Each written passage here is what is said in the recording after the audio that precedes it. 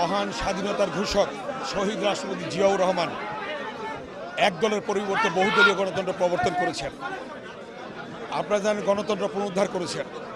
দেশনেত্রী বেগম খালেদা জিয়া দীর্ঘ 9টি বছর আন্দোলন করে সংগ্রাম করে স্বৈরাচার মুক্ত বাংলাদেশ প্রতিষ্ঠা করেছেন এবং দীর্ঘ 16 বছর বিএনপির ভারপ্রাপ্ত চেয়ারম্যান জনাব তারেক রহমান আন্দোলন করে সংগ্রাম করে এবং সর্বশেষ ছাত্র জনতার রক্তের বিনিময়ে আমরা পেয়েছি নতুন বাংলাদেশ।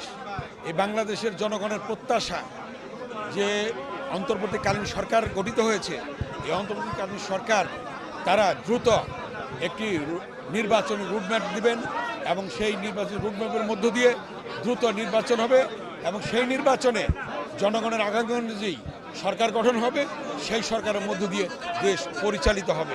সেই লক্ষ্যে আজকে বিএনপি সারা বাংলাদেশে দলকে সুসংগঠিত করার জন্যে আজকে এখানে আপনার কাউন্সিল অধিবেশন হচ্ছে, ওয়ার্ড পর্যায় থেকে জেলা পর্যায় পর্যন্ত।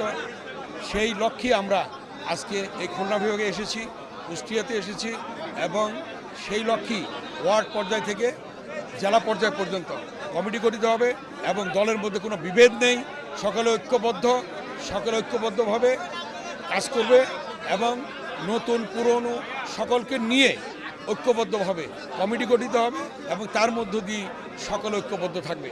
আপনারা দেখেছেন জাতীয় ঐক্যের ডাক দিয়েছেন প্রধান উপদেষ্টা, ঠিক এমনিভাবে বিএনপির ভারপ্রাপ্ত চেয়ারম্যান জনাব তারেক রহমান বলেছেন যে নির্বাচনে জয়লাভ করলে জাতীয় সরকার গঠন হবে, সে সকলকে নিয়ে দলমত নির্বিশেষে দেশ পরিচালিত হবে। অতএব আমাদের উদ্দেশ্য, আমাদের লক্ষ্য সকলে ঐক্যবদ্ধভাবে এই দেশটাকে গড়ে তুলতে হবে। গণহত্যার আসামি, বিডিআর হত্যার আসামি, ছাত্র জনতার হত্যার আসামি যে ব্যক্তি, তার বিচার হবে নিয়ম অনুযায়ী, আইন অনুযায়ী, কোর্টের নীতি অনুযায়ী।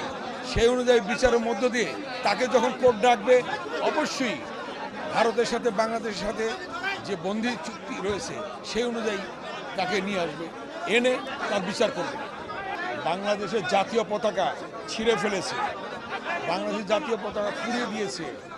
এই লক্ষ্যে আজকে যে বাংলাদেশের মানুষ প্রতিবাদ করছে, জাতীয় ঐক্য প্রতিষ্ঠা হয়েছে। অতএব জাতীয় ঐক্যের মধ্য দিয়ে শেখ হাসিনা সেখানে আশ্রয় নেওয়ার কারণে যে বিভেদ সৃষ্টি হয়েছে, জাতীয় ঐক্যের যে ডাক দেওয়া হয়েছে, সে ঐক্যবদ্ধভাবে বাংলাদেশের জনগণ তা মোকাবেলা করবে।